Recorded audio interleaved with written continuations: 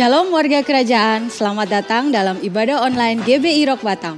Mari kita bersama menyiapkan hati, waktu dan juga mengajak keluarga saudara untuk bersama-sama memuji dan menyembah Tuhan. Saya berharap kita tidak sekedar menonton, tapi turut secara aktif selama ibadah ini berlangsung. Dan setelah firman Tuhan akan diadakan perjamuan kudus. Selamat beribadah, Tuhan Yesus memberkati.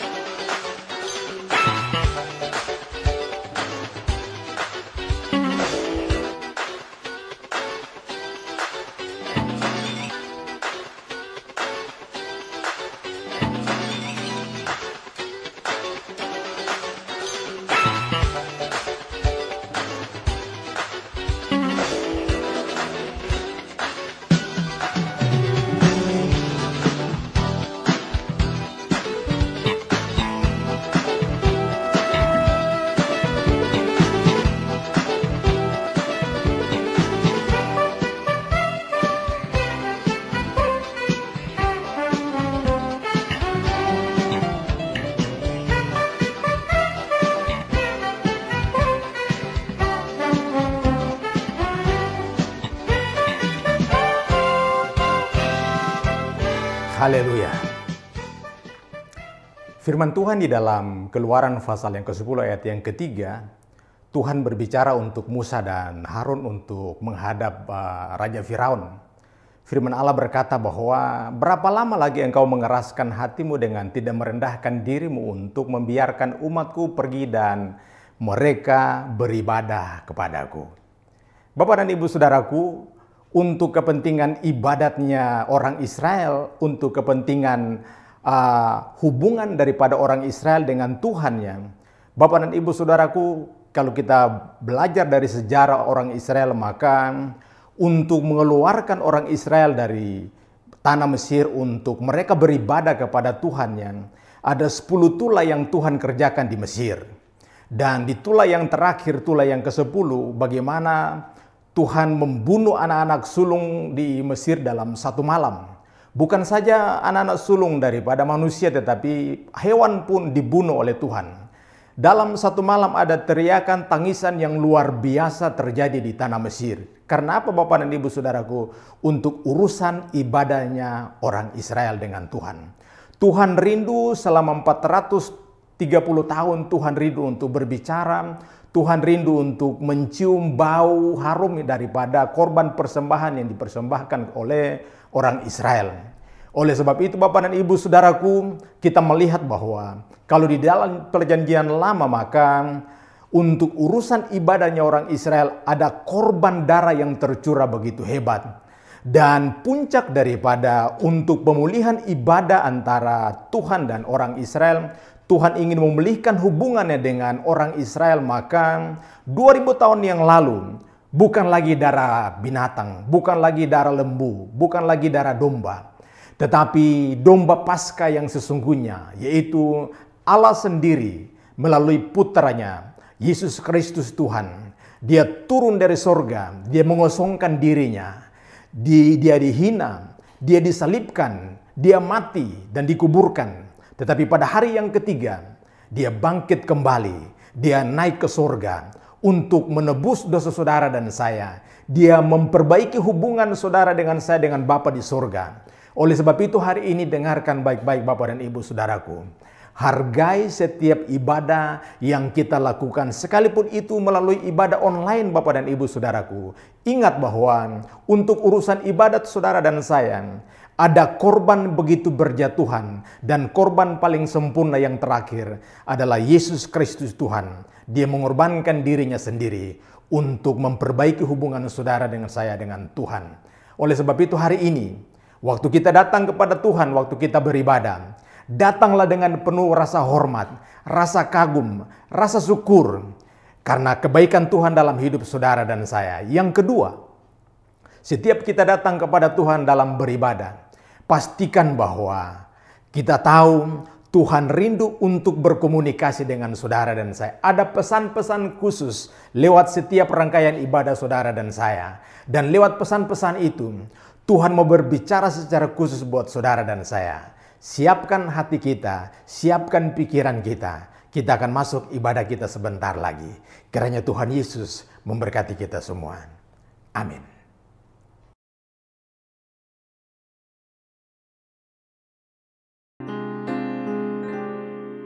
Kami mau masuk hadirat-Mu Tuhan.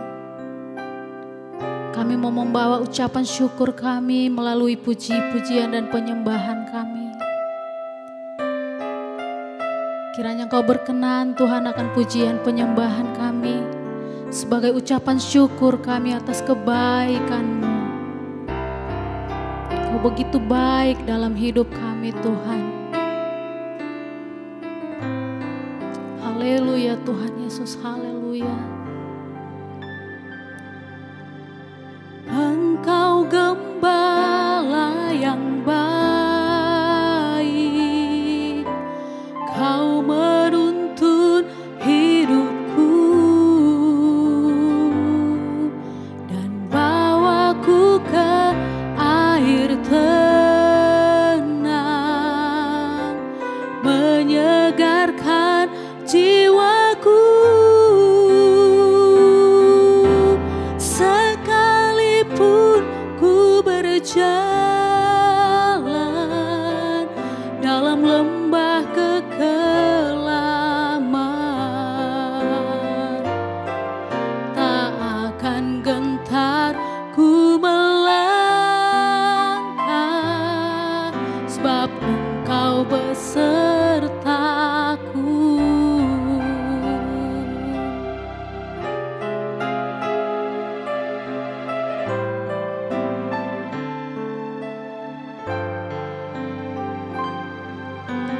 Engkau gembala yang baik, Kau menuntun hidupku dan bawaku ke air tenang, menyegarkan jiwaku. Sekalipun ku berjalan dalam lembah kekelaman, tak akan gentar ku melangkah, sebab Engkau besertaku.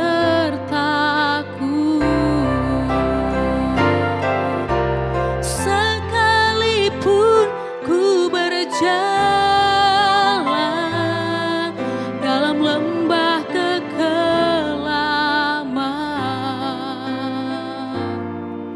tak akan gentar ku melangkah, sebab Engkau besertaku.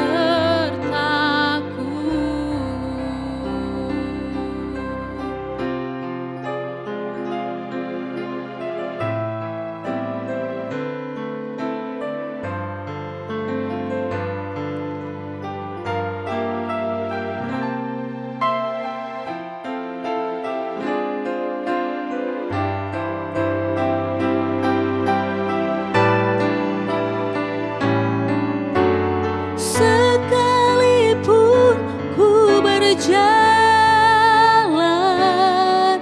dalam lembah kekelaman,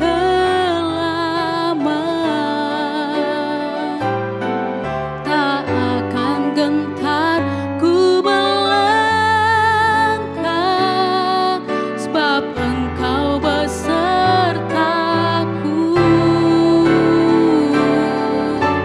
Sekalipun ku berjalan dalam lembah kekelaman,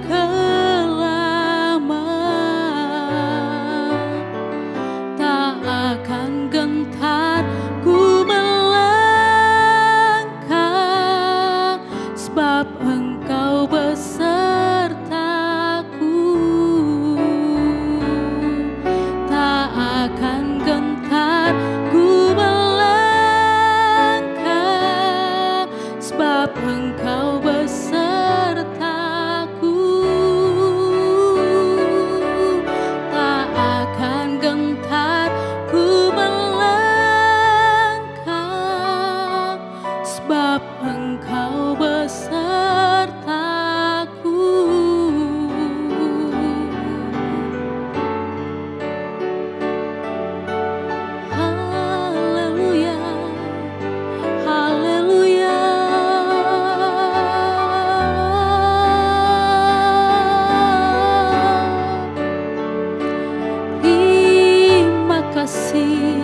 Haleluya,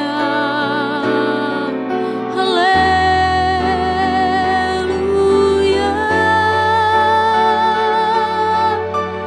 haleluya.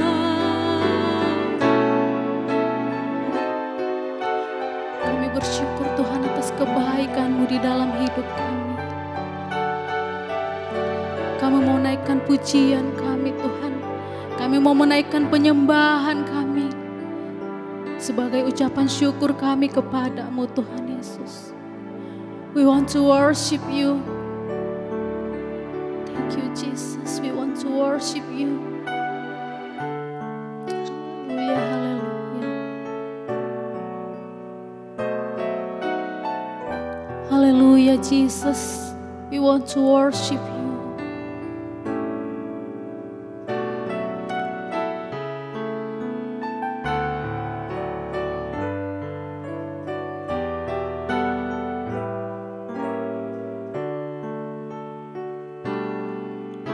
I worship You, Jesus. I worship You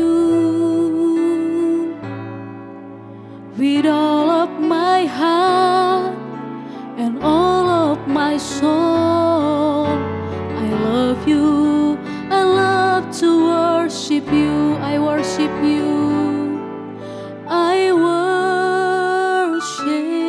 You, Jesus. I worship You with all of my heart and all of my soul. I love You. I love to worship You. I worship You, Jesus. I worship You with all of my heart and all of my soul. I love You. I love to worship You. I worship You. I worship You, Jesus. I worship You with all of my heart and all of my soul. I love You. I love to worship You with all of my heart and all of my soul. I love You. I love to worship You with all of my heart and all of my soul. I love You. I love to worship You.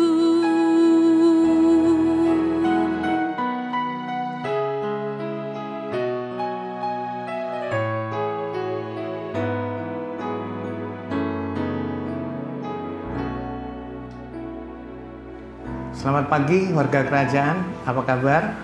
Saya berdoa kita semua diketemukan dalam keadaan sehat dan tetap semangat. Sebuah anugerah saya bisa melayani lagi karena tugas dari Bapak dan Ibu Gembala. Senama saya Edi Sutanto. Terima kasih karena anugerah dari Tuhan bisa hari ini belajar bersama-sama firman Tuhan kepada saudara semua. Sebelum saya menyampaikan firman Tuhan, mungkin saudara juga bisa memberikan apresiasi, aplaus kepada orang-orang yang sudah bekerja dengan keras sampai terjadinya ibadah online ini. Saudara bisa WA ke Pak Gideon, Pak Luki atau Pak Puli. Saudara bisa kirim bunga atau kata mereka kirim makanan lebih baik. Terima kasih. Sebelum saya menyampaikan firman Tuhan, mari kita tundukkan kepala. Bapa yang ada dalam kerajaan surga, terima kasih buat hari ini. Kami mau mendengar sedikit dari firman-Mu, firman yang selalu kami butuhkan, firman yang membuat kami mengerti kehendak-Mu. Urapi hamba-Mu, urapi setiap yang mendengar firman ini. Kami tidak mau mencuri kemuliaan-Mu Tuhan, kami mau belajar. Dan Tuhan, pakai bibir hamba-Mu untuk menyampaikan isi hati-Mu, supaya tidak ada yang terlewat. Kalaupun ada yang terlewat, pengertian-pengertian akan Roh Kudus ingatkan kepada kami semua, sehingga firman itu akan berakar, bertumbuh dan berbuah lebat dalam kehidupan kami. Terima kasih Bapa di surga, kami sambut firman-Mu hanya di dalam nama Bapa, Putra dan Roh Kudus, di dalam nama Tuhan Yesus. Mari yang siap diberkati katakan amin. Amin. Saudara, seperti yang kita tahu semua, tema tahunan gereja kita adalah The Year of Emerging Leaders. Leaders di sini bukan soal posisi. Sekali lagi saya sering ingatkan kepada kita semua bahwa pemimpin bukan soal posisi. Bukan soal kalau saudara direktur atau saudara pimpinan perusahaan, tetapi pemimpin adalah tentang bagaimana kita bisa menambahkan nilai baik kepada orang lain, menjadi contoh, menjadi berkat bagi banyak orang. Apapun profesi saudara dan saya, saudara mau jadi direktur, saudara karyawan, saudara ibu rumah tangga, saudara pengusaha kecil, besar, semua adalah pemimpin. Pemimpin yang diciptakan oleh Tuhan melalui Yesus Kristus. Nah, tema bulan ini kita masuk kepada bulan di mana temanya adalah equipping, diperlengkapi. Dalam kurung ada tertulis model dan nurturing. Ternyata kita diperlengkapi, saudara dan saya diperlengkapi untuk menjadi model, untuk menjadi pengasuh, untuk menjadi mentor. Bagi siapa? Bagi semua yang kita temui, bagi orang-orang di sekitar kita, bagi istri kita, suami kita, anak kita, tetangga kita, bagi orang-orang yang ada dalam kehidupan kita. Seharusnya sebagai warga kerajaan kita bisa menjadi model karena kita sudah diperlengkapi. Nah, hari ini saudara dan saya ajak saudara untuk belajar bersama-sama di 2 Timotius 2 ayat 1 sampai 7. Bagaimana Rasul Paulus sedang memperlengkapi Timotius, anaknya, anak rohaninya. Dan itu juga yang kita mau belajar hari ini. Saya bacakan buat saudara. Ayat 1, 2 Timotius 2 ayat 1 sampai 7. Ayat 1, sebab itu hai anakku, jadilah kuat oleh kasih karunia dalam Kristus Yesus. Ayat 2, perhatikan. Apa yang telah engkau dengar daripadaku di depan banyak saksi, percayakanlah itu kepada orang-orang yang dapat dipercayai, yang juga cakap mengajar orang lain. Prinsip kerajaan surga seperti ini. Ketika kita dipercaya, minggu lalu Pastor Rubin Ong berkhotbah tentang empower. Ketika kita dipercaya, kita juga harus mempercayakan itu kepada orang lain. Ketika kita diajar, diperlengkapi, kita juga harus memperlengkapi orang lain. Sebagai seorang pemimpin, kita juga harus mencetak pemimpin. Begitulah sistem kerajaan surga. Ayat 3, ikutlah menderita sebagai seorang prajurit yang baik dari Kristus Yesus. Seorang prajurit yang sedang berjuang tidak memusingkan dirinya dengan soal-soal penghidupannya, supaya dengan demikian ia berkenan kepada komandannya. Ayat 5, seorang olahragawan hanya dapat memperoleh mahkota sebagai juara apabila ia bertanding menurut peraturan-peraturan olahraga. Ayat 6, seorang petani yang bekerja keras haruslah yang pertama menikmati hasil usahanya. Perhatikanlah apa yang kukatakan, Tuhan akan memberi kepadamu pengertian dalam segala sesuatu. Saudara, ada 3 hal yang Rasul Paulus sedang memperlengkapi Timotius dan juga memperlengkapi hidup saudara dan saya, bahwa kita harus hidup seperti seorang prajurit, hidup seperti olahragawan sejati, dan hidup harus seperti petani. Nah, hari ini di masa-masa sulit ini, saya ingin ajak saudara untuk belajar. Dan saya kasih judul firman Tuhan hari ini, Champion in Tough Time. Menang di masa sulit. Nah, untuk menang, ternyata saudara dan saya harus seperti prajurit. Prajurit itu bagaimana sih? Prajurit itu kerjanya mengabdi untuk negara. Waktu dia mendaftar jadi prajurit atau terpilih menjadi prajurit, Seorang prajurit tahu bahwa tugasnya adalah untuk melakukan kehendak negara. Bukankah demikian dengan kita waktu kita percaya sebagai Yesus sebagai Tuhan dan Juru Selamat? Saudara dan saya adalah prajurit-prajurit Kristus yang hidupnya bukan milik kita lagi, tapi milik Tuhan. Prioritasnya adalah melakukan kehendak surga supaya kita hidup berkenan kepadanya. Dikatakan bahwa di ayat 3, ikutlah menderita sebagai prajurit yang baik dari Kristus Yesus. Seorang prajurit yang sedang berjuang tidak memusingkan dirinya dengan soal-soal penghidupannya, supaya dengan demikian dia berkenan kepada komandannya. Supaya saudara dan saya mengikuti apa yang surga mau melakukan apa yang Tuhan mau, sehingga kita berkenan di hadapannya. Nah, ciri-ciri seorang prajurit itu seperti apa? Yang pertama, seorang prajurit pasti punya daya juang yang tinggi. Saya lahir di kota Magelang, di kota kecil, kota militer. Saya dari kecil punya tetangga banyak tentara. Anak-anak tentara semua itu teman-teman saya. Nah, saya juga berteman, waktu saya remaja, saya berteman dengan seorang prajurit dari Kopassus. Saudara tahu Kopassus? Tentara prajurit yang punya kepandian khusus.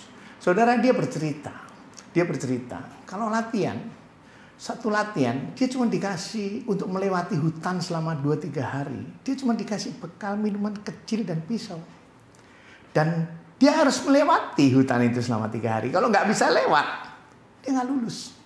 Saudara, dan itu yang dilakukan dia. Dia mungkin di tengah jalan, dia harus cari makan sendiri dari apa yang ada, cari air sendiri.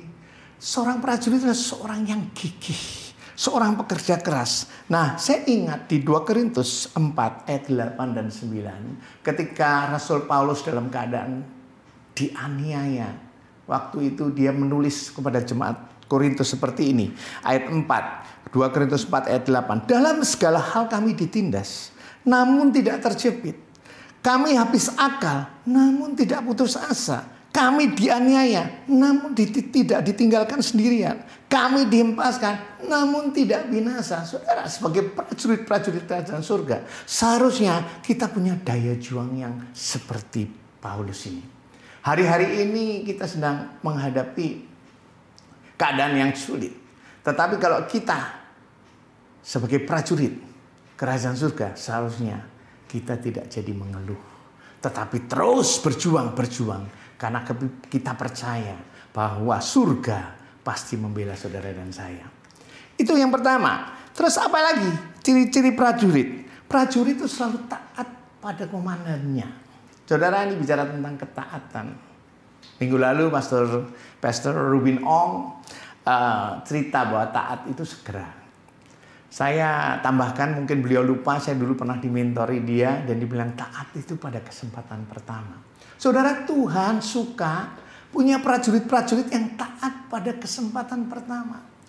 Saudara, Matius 8 ayat 9, suatu hari seorang perwira datang kepada Yesus karena hambanya sakit. Kemudian Yesus bilang, oke, saya mau ke rumahmu.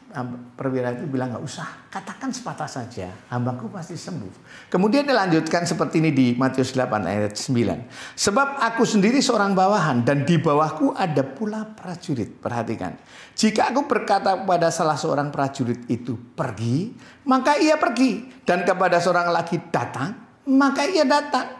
Ataupun kepada hambaku, kerjakanlah ini, maka ia mengerjakannya. Seorang prajurit selalu taat pada kesempatan pertama. Kita sebagai warga kerajaan surga seharusnya kita taat pada firman Tuhan, nggak ngeyel.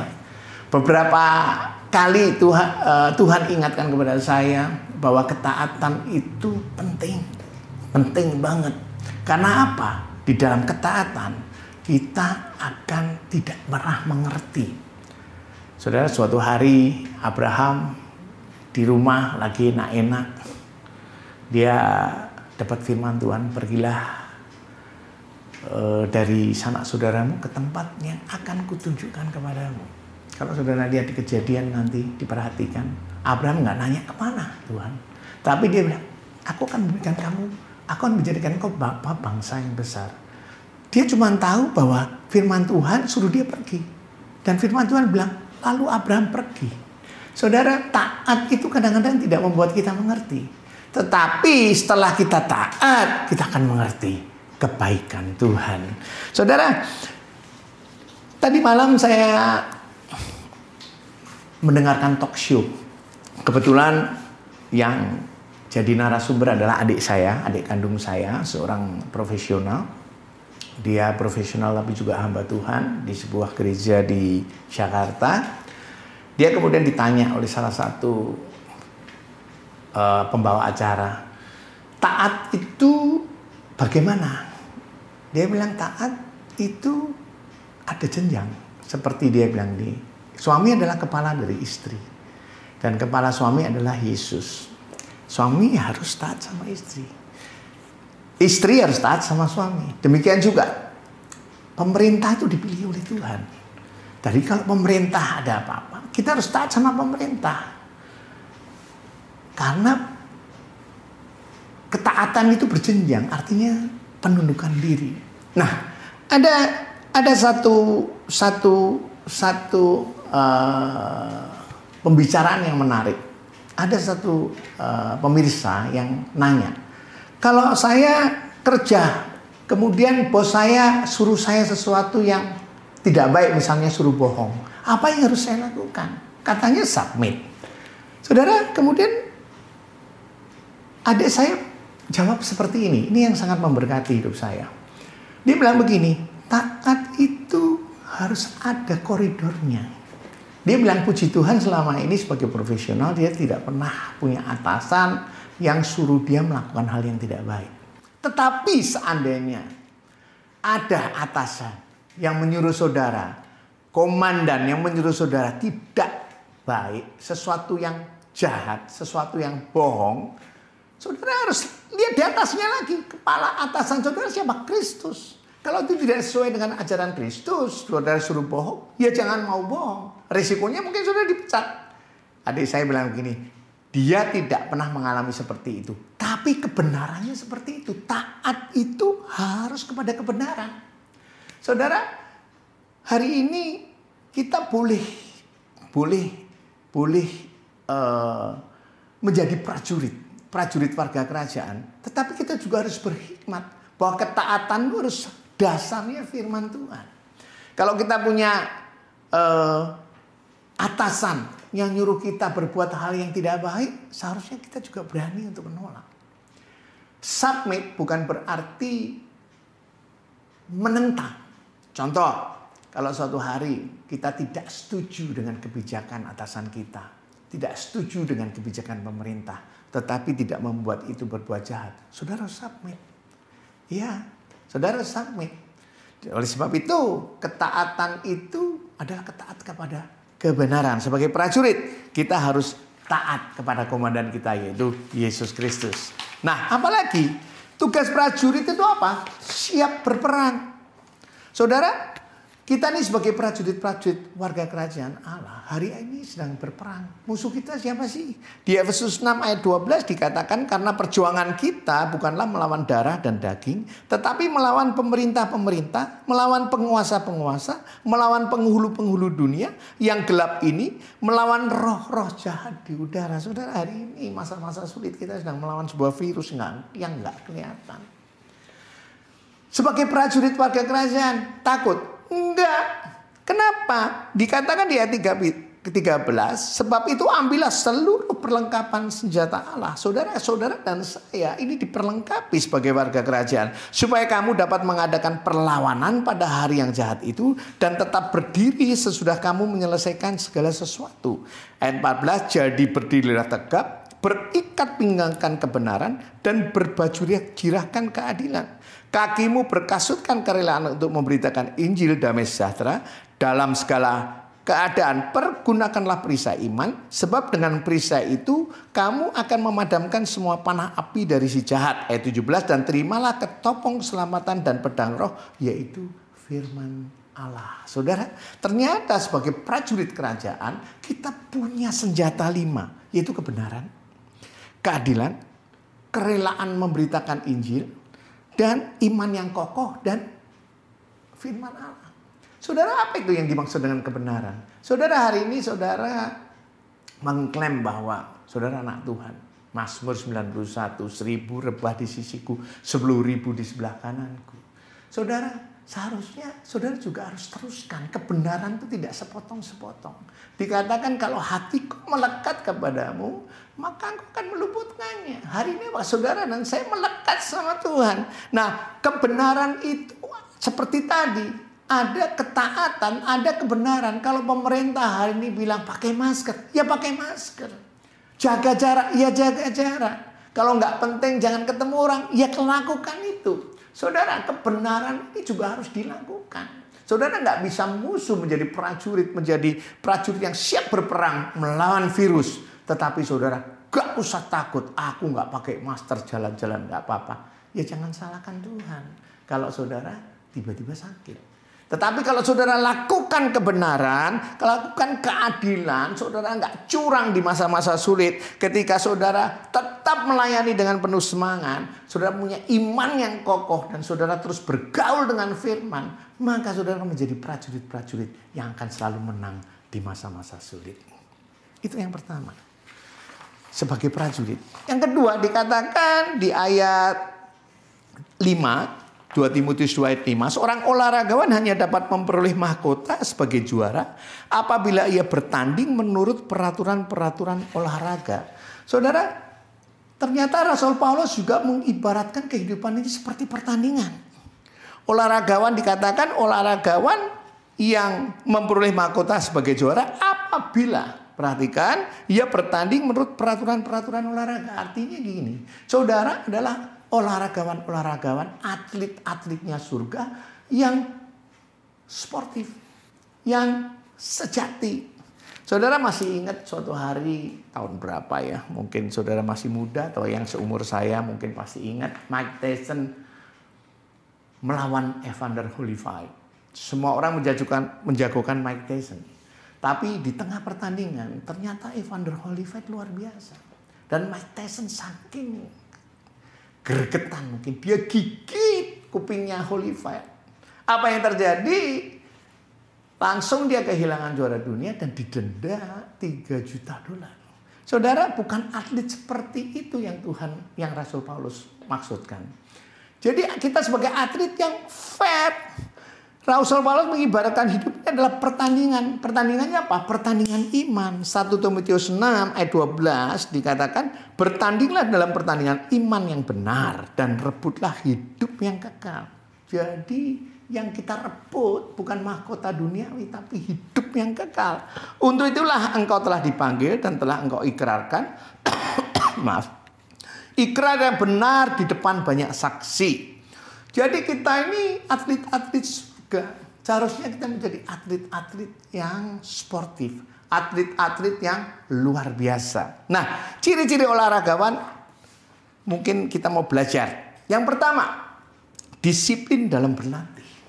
Saudara, saya punya anak angkat, namanya Gracia Polii, saya bangga dengan dia.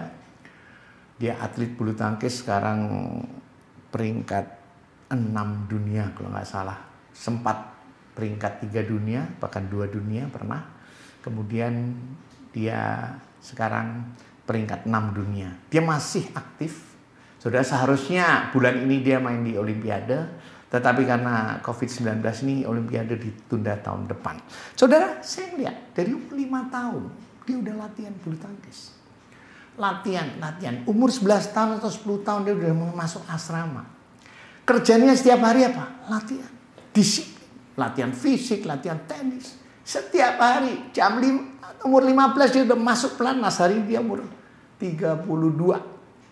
87, 32 kurang, hampir 33. Saudara, setiap hari dia tidak pernah bosan untuk berlatih. Saya melihat dengan mata kepala saya sendiri bagaimana dia terus berlatih setiap hari, kecuali Minggu. Jam 6 bangun, makan, jam setengah 8 mulai berlatih, sampai jam 12. Istirahat makan, tidur sebentar, jam 2 berlatih lagi. Setiap hari sampai jam 7 malam. Kerjanya cuma berlatih. Saudara, ternyata kita juga sebagai atlet kerajaan surga, kita juga berlatih. 1 Timotius 4 ayat 8 dikatakan seperti ini. Latihan badani terbatas gunanya, tetapi ibadah itu berguna dalam segala hal. Karena mengandung janji baik untuk hidup ini maupun untuk hidup yang akan datang. Ternyata sebagai atlet kerajaan surga, kita juga mesti latihan. Latihannya berupa apa? Ibadah. Kalau saudara sering beribadah, saudara akan jadi kuat iman saudara. Latihannya apa? Latihannya baca firman. Latihannya apa? Melakukan firman. Latihannya apa? Melayani. Saudara, ternyata sebagai olahragawan, seolaragawan kerajaan surga, kita juga terus berlatih supaya kita bisa menang di masa-masa sulit. Saudara, selain itu, apalagi sebagai olahragawan harus mempunyai tujuan yang jelas. Anak saya suatu hari saya tanya, kamu tiap hari latihan, apa nggak bosen sih? Bosen lah Pak, bosen banget. Tapi setiap kali saya ingat tujuan hidup saya nggak pernah bosen. Dia bilang gini, aku hari ini pengen jadi juara olimpiade, pengen jadi juara dunia. Asian Games sudah, juara Super Series sudah berkali-kali, juara-juara yang lain sudah, juara nasional sudah. Saudara, tetapi dia mempunyai tujuan yang jelas. Sehingga dia selalu bersemangat. Dia selalu tidak pernah mengeluh. Seharusnya kita sebagai atlet-atlet kerajaan surga, seharusnya kita juga seperti itu, punya tujuan yang jelas. Di Amsal 29 ayat 18a dikatakan, bahasa Inggrisnya di King James Version, where there is no vision, people perish. Saudara, kalau nggak ada visi, nggak ada tujuan, rakyat binasa. Saudara, kita harus punya tujuan dalam hidup ini. Sehingga kita tidak saja memenangkan masa-masa sulit, tetapi juga bisa menjadi model, bisa menjadi mentor bagi orang-orang yang kita ada di sekitar kita. Di 1 Korintus 9 ayat 25-27, Rasul Paulus bilang seperti ini. Tiap-tiap orang yang turut mengambil bagian dalam pertandingan menguasai dirinya dalam segala hal. Mereka berbuat demikian untuk memperoleh suatu mahkota yang fana. Tetapi kita untuk memperoleh suatu mahkota yang abadi. Yang tadi sudah dibilang, sudah dikatakan di ayat yang tadi. Bahwa yang kita kejar adalah hidup yang kekal. Ayat 26, sebab itu aku tidak berlari tanpa tujuan. Perhatikan. Rasul bilang, kalau dia berlari bukan tanpa tujuan. Dan aku bukan petinju yang sembarangan saja memukul. Dia nggak sembarangan memukul.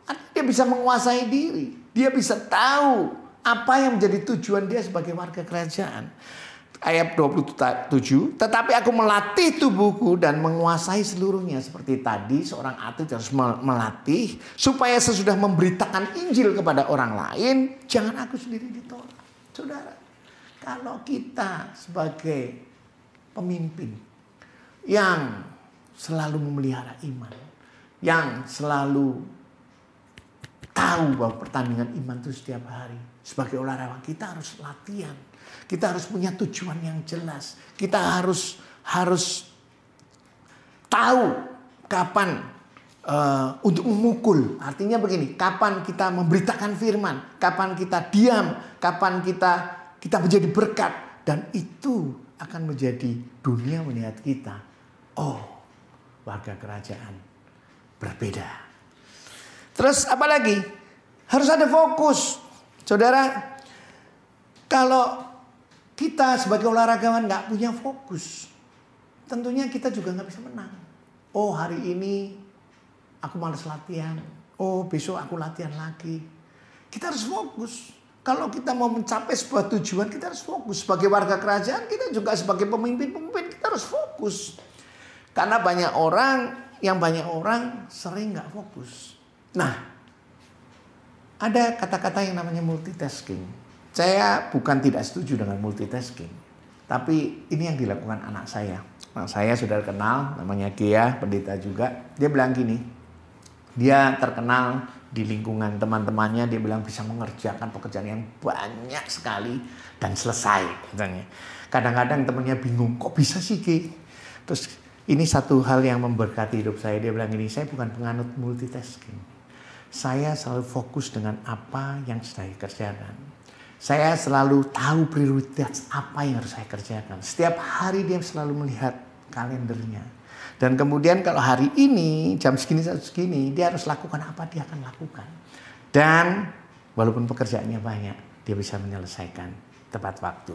Walaupun kadang-kadang dia harus mengorbankan yang lain. Tetapi apa yang ditugaskan kepadanya pasti bisa.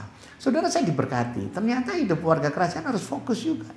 Saudara, di dalam segala hal saudara harus fokus. Caranya memprioritaskan apa saja yang Tuhan mau. Itu yang kedua. Sebagai warga kerajaan kita harus seperti olahragawan. Yang ketiga dikatakan, ayat yang selanjutnya dikatakan, seorang petani yang bekerja keras harusnya yang pertama menikmati hasil usahanya. Saudara, petani. Ternyata yang ketiga sebagai warga kerajaan, untuk menang di dalam masa sulit ini kita harus seperti petani. Petani itu pekerjaannya tidak menarik. Dia kerja dari pagi sampai malam. Petani adalah pekerja keras. Nah, kita petani-petani warga kerajaan seharusnya juga seorang pekerja keras. 1 Korintus 15 ayat 58 dikatakan, karena itu saudara-saudaraku yang kekasih, berdirilah teguh, jangan goyah, dan giatlah selalu dalam pekerjaan Tuhan. Sebab kamu tahu bahwa dalam persekutuan dengan Tuhan, jeripayahmu tidak sia-sia. Ternyata kita sebagai warga juga harus kerja keras. Saudara, ketika di sekitar saudara melihat saudara dan saya pekerja keras, saudara jadi model. Saudara bisa jadi mentor. Oleh kerja keras saudara akan banyak orang diberkati. Karyawan saudara, bahkan atasan saudara, mungkin teman sekerja saudara, tidak akan ada pernah yang bisa mencela orang yang kerjanya kerja keras. Saudara, saya punya beberapa karyawan, saya tahu siapa yang suka kerja keras, siapa yang tidak. Dan kepada orang-orang yang kerja keras, saya sering dipengaruhi. Artinya begini, kadang-kadang saya sendiri ikut malu kalau saya nggak kerja keras. Saudara, waktu kita bekerja keras, seperti petani, orang-orang sekitar melihat, oh iya ya, warga kerajaan pekerja keras. Terus apa lagi? Petani mempunyai prinsip tabur tuai. Saudara, di Kejadian 8 ayat 22, selama bumi masih ada, tak akan berhenti-henti musim menabur dan menuai, dingin dan panas, kemarau dan hujan, siang dan malam. Saudara, petani nggak pernah mengharapkan instan dari apa yang dikerjakan. Saudara, kalau lihat petani, saudara mungkin pernah lihat di TV atau pernah lihat di desa-desa, saudara, petani itu sebelum menanam dia selalu mengerjakan tanahnya dulu. Ditarik pakai kerbau, kalau zaman sekarang sudah pakai traktor, dia beresin tanahnya dulu. Kemudian dia baru menanam. Kemudian dia juga mulai memberi pupuk. Kemudian dia menjaga supaya nggak terserang hama dan lain sebagainya. Pekerjaan petani tidak langsung instan. Warga kerajaan kita sebagai petani-petani surga, kita juga harus belajar untuk selalu menabur. Saudara, saya suka dengan kata-kata ini. Seharusnya menjadi gaya hidup menabur, generous, seharusnya menjadi budaya warga kerajaan. Saudara, dalam masa sulit sekalipun, saudara tidak boleh menghilangkan prinsip ini. Karena kalau saudara nggak menabur, saudara tidak akan menuai. Saudara, menjadi murah hati itu perlu latihan. Perlu latihan. Seperti petani. Dia nabur, dia nabur, dia nabur, dia percaya. Pada suatu hari dia akan menuai. Dia nggak tahu. Dia cuma kira-kira nanti 2 bulan lagi saya tua. Tetapi ketika dia lebih konsentrasi dalam menjaga tanamannya daripada mengambil hasilnya. Tuhan suka melihat usaha kita daripada melihat hasil kita. Saudara, petani, apalagi yang kita belajar dari petani? Petani terbiasa dengan proses. Saudara, warga kerajaan seharusnya menyukai proses. Prinsip kerajaan surga nggak ada yang instan. Saudara, hidup ini semuanya proses. Saudara, saya masih ingat umur 57 tahun saya pindah ke Batam. Saya bukan keadaan susah, tapi saya ke Batam dengan sesuatu yang baru. Pekerjaan yang baru. Waktu saya berdoa dan saya bersama waktu itu masih calon istri. Kemudian saya mulai kerja pekerjaan yang baru. Saya bangun setiap hari jam 2, jam 3. Saya jualan ayam, saya kebetulan jualan ayam, saya jualan dari 1 karung, 2 karung. Saudara, kalau hari ini bisa banyak, itu memerlukan proses. Kenapa? Karena aku tabur. Saudara, hidup warga kerajaan harus seperti itu. Berani menabur.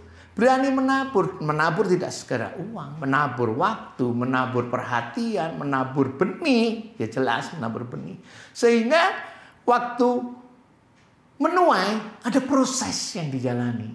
Dan Tuhan suka sama warga-warga yang menyukai proses. Dan yang pasti, orang di sekitar kita akan diberkati melihat daya juang proses yang warga kerajaan saudara dan saya lakukan.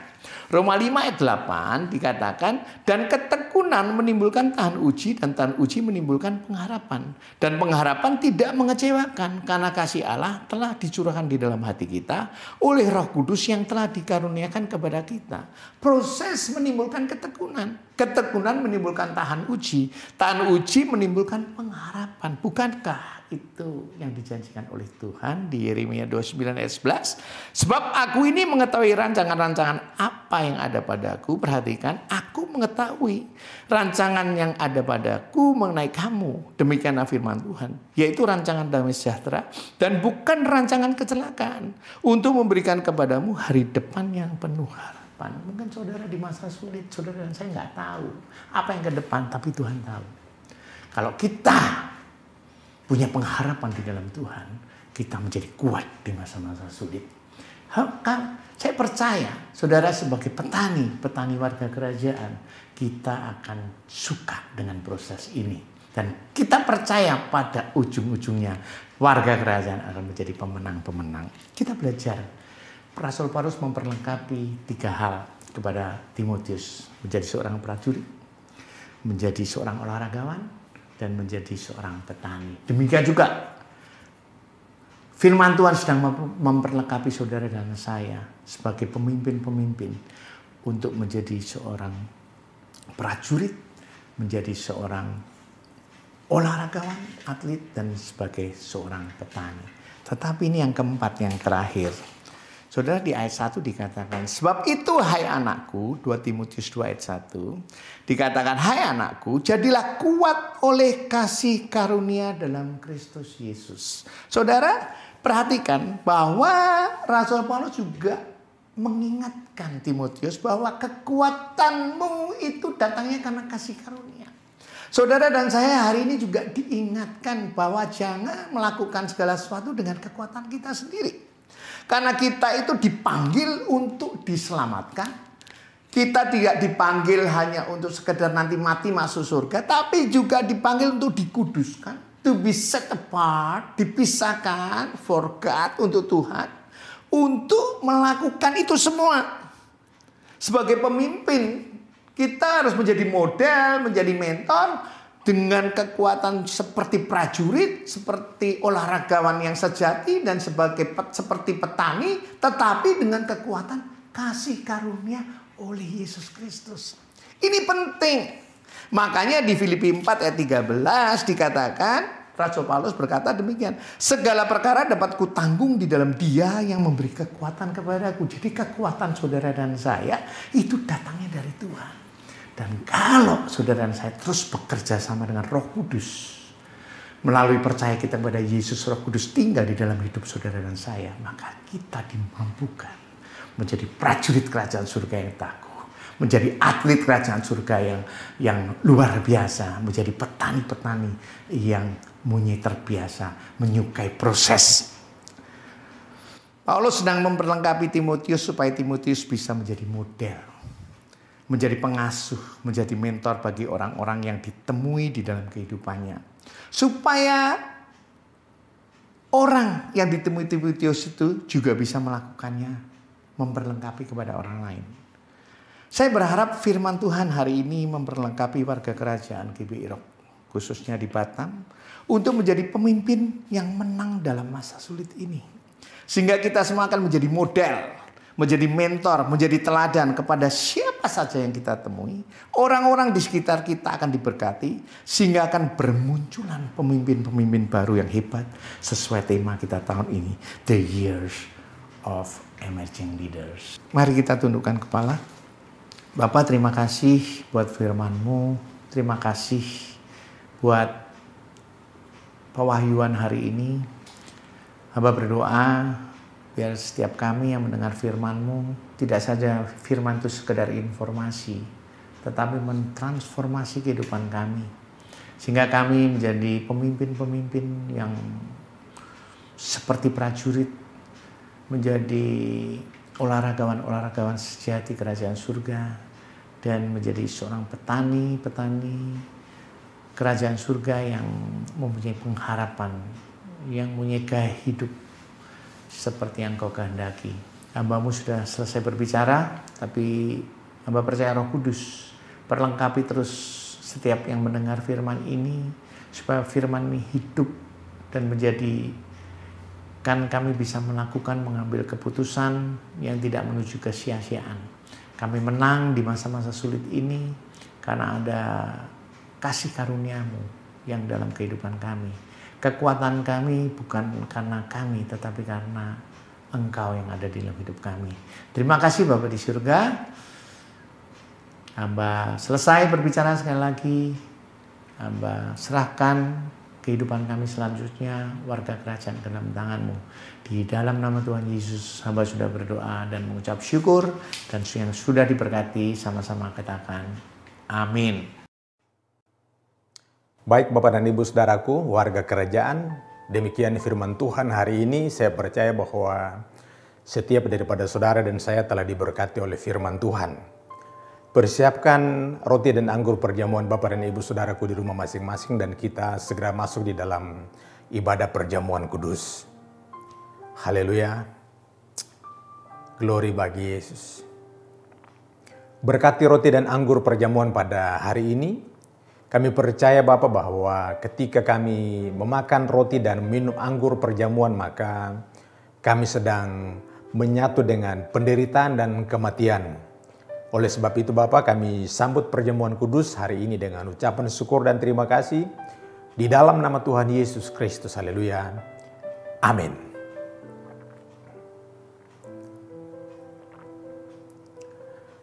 Angkat roti Bapak dan Ibu Saudaraku tinggi-tinggi melewati kepala saudara dan saya, dan dengarkan firman Tuhan. Sebab barang siapa yang dengan cara yang tidak layak memakan dan meminum daripada roti dan anggur perjamuan, maka dia berdosa terhadap tubuh dan darah Tuhan Yesus. Bapa, terima kasih untuk segala kebaikan-Mu. Terima kasih buat anugerah-Mu. Percayakah Bapak dan Ibu Saudaraku sekalian bahwa roti yang kita angkat tinggi-tinggi melewati kepala kita dalam persekutuan kita dengan tubuh Yesus Kristus?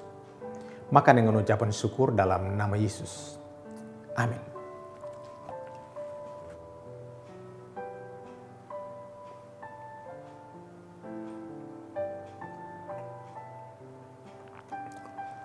Angkat anggur perjamuan tinggi-tinggi melewati kepala saudara dan saya. Di dalam darah ada kehidupan. Darahnya telah dicurahkan untuk menebus dosa saudara dan saya. Percayakah Bapak dan Ibu Saudaraku bahwa anggur perjamuan yang kita angkat tinggi-tinggi melewati kepala kita adalah persekutuan kita dengan darah Yesus Kristus? Minum dengan ucapan syukur dan terimalah berkat yang datang daripada Tuhan.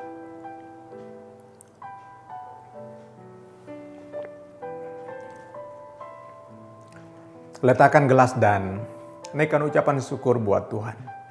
Katakan, Tuhan terima kasih. Terima kasih kalau hari ini kami masih hidup. Terima kasih untuk keluarga. Terima kasih untuk suami, istri, anak-anak. Terima kasih untuk pekerjaan, pelayanan. Semua usaha yang Tuhan percayakan bagi kami hari ini. Kami mengucap syukur dan terima kasih Tuhan. Ini semua karena kasih karunia Tuhan.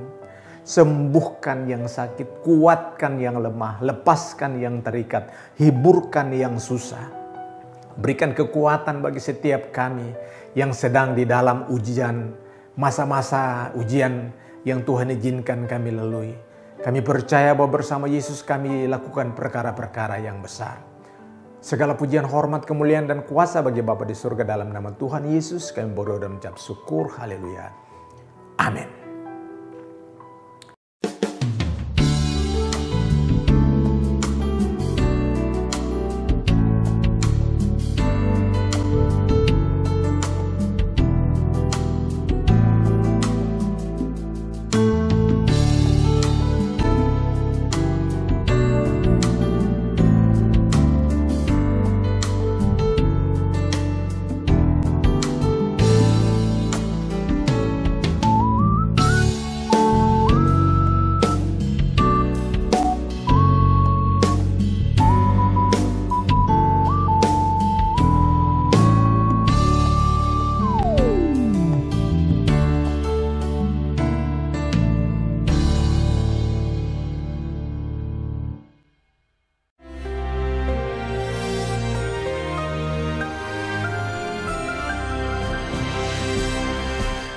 Shalom warga kerajaan, kembali kita bertemu.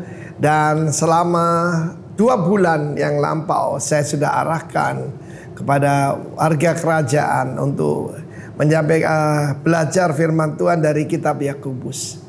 Dan dalam Yakobus pasal pertama ayat kedua dikatakan, anggaplah sebagai suatu kebahagiaan, all joy, ketika menghadapi apa?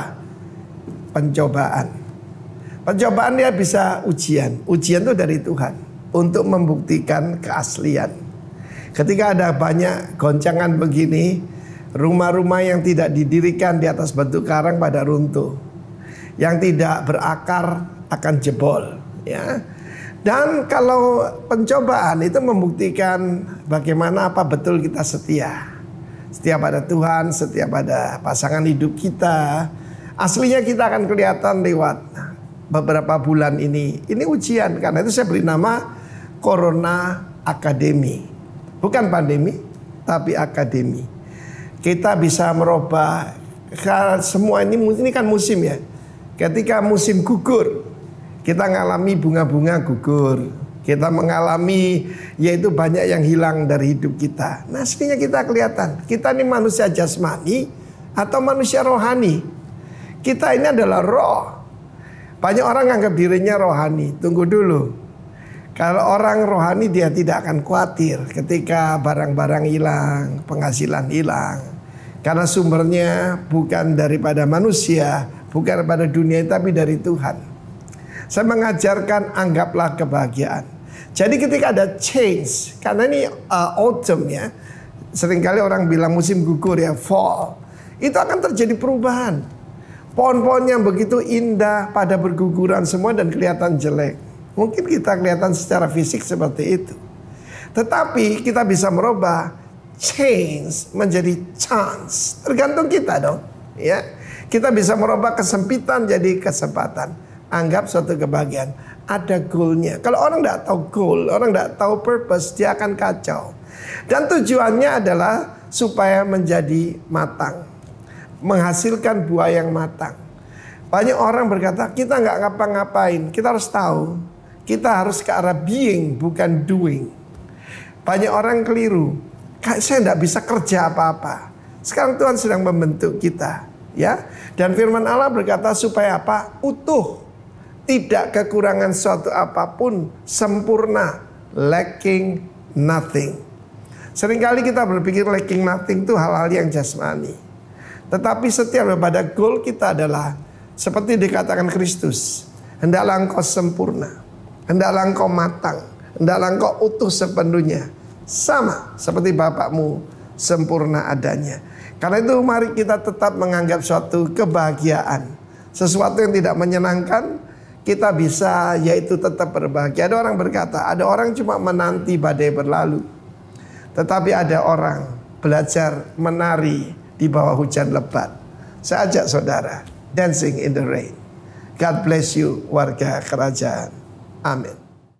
Baik, kita telah menyelesaikan ibadah online kita pada hari ini.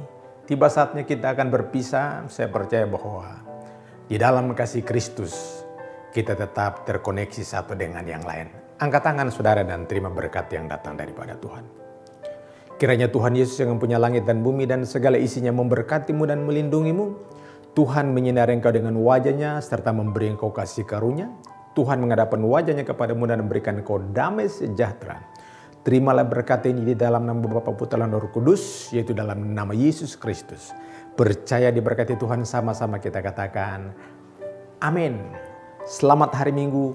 Tuhan Yesus memberkati kita semua.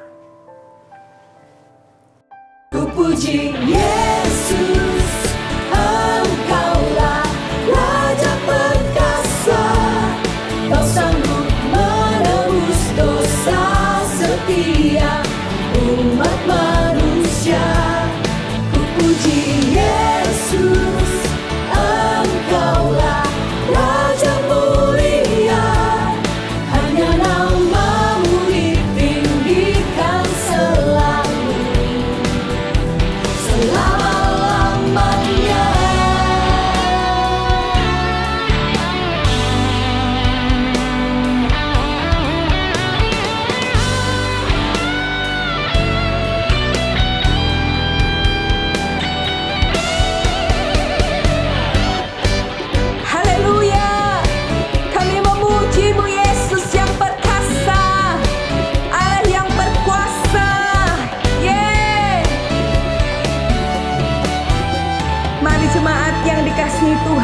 Sama-sama kita katakan.